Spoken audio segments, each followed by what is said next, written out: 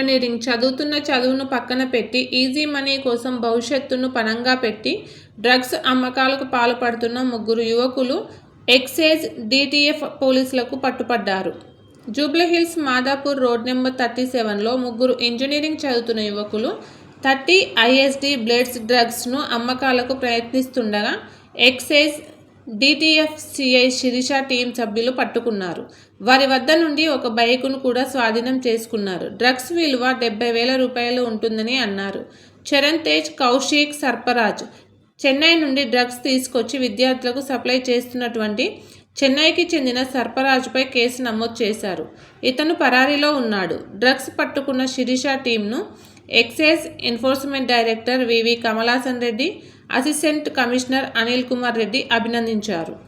నిన్న రాత్రి Hyderabad DTF CI Sirisha మరియు సిబ్బంది మాదాపూర్ జూబ్లీహిల్స్లోని రోడ్ నెంబర్ 37 పరిసరాలలో వాళ్ళకు ఉన్నటువంటి ముందస్తు సమాచారం మేరకు రూట్ వాచ్ చేసి ఒక 3 ఇంజనీరింగ్ విద్యార్థులను అరెస్ట్ చేయడం జరిగింది.